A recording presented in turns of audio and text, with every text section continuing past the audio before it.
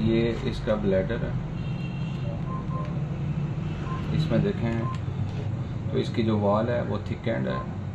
Normal जो wall है वो 3 mm तक होती है, तो ये 6.1 आ रही है। और सेकंड जो हमें चीज़ मिल रही है वो जो ये ब्लैडर के अंदर जो यूरिन है वो थिक है और उसके अंदर डेब्रिनस मटेरियल आ रहा है और इंटरनल एक्कोस भी आ रहे हैं ये वाइट कलर के। तो ये इसको सिस्टाइटस हुआ है, सिस्टाइटस ब्लैडर की जो सोजश हुई है ऐसे। अब इसके जो ये देखें मल्टीपल एक्वाजेनिक फोकाई जो है ना वो आ रहे हैं ये, तो ये सिस्टाइटस है ऐसे। अब इसके जो है ना वो किडनीज को देखते हैं, उसमें तो नहीं कोई ऐसी चीज़।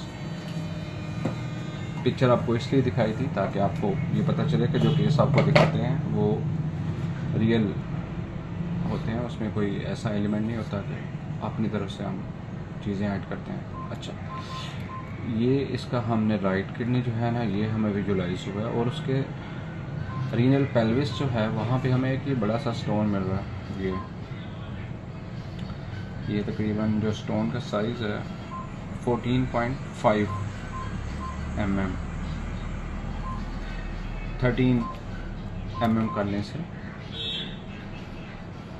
साइज़ जो है ना, जब भी आप जितनी दफ़ा रीडिंग लेंगे उसमें वेरिएशन आएगी। ऐसा नहीं होता कि एक साइज़ ले लिया तो वही होगा, वो ऑब्जर्वर वेरिएशंस होती हैं वो।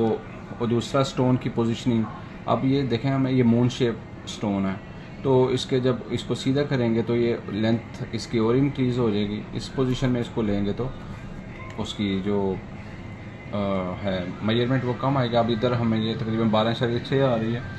तो इसका मकसद ये है कि एक तो ये वजह और दूसरा हाइड्रोनेफ्रोसिस आ रही है गुर्दे में, ये पानी आ रहा है, तो इसका जो पेल्विक कैल्शियल सिस्टम है वो डायलेट है। तो ये अच्छा, जो ब्लैडर की जो हमें डेब्रिनस मटेरियल मिल रहा था और दूसरी जो एक्वाजेनिक फोकाई आ रहे थे, मैं अगेन आपको इस दोनों व्यूज़ दिखाता हूँ। ये हमने फ्रीज़ कर लिया। अच्छा, ये देखें ये मसाने के अंदर जो हमें एक्वाजेनिक मटेरियल मिले थे, इसका मतलब है ये फिर मतलब इसकी अपर एंड लोअर यूटीआई दोनों आ रहे हैं। अपर यूटीआई क्यों है? क्योंकि वो स्टोन जो है वो रीनल पेल्विस वाले एरिया में आके स्टक हुआ है और उसने जो आउटफ्लो है उसको होल्ड किया हुआ, पूरी तरह आउटफ्लो नहीं हो रहा राइट रीनल जो है वहाँ से, तो जिसकी वजह से इससे फिर और साथ इन्फेक्शन भी हुई है। लेफ़्ट किडनी इसका देखते हैं, ये इसका लेफ़्ट किडनी है।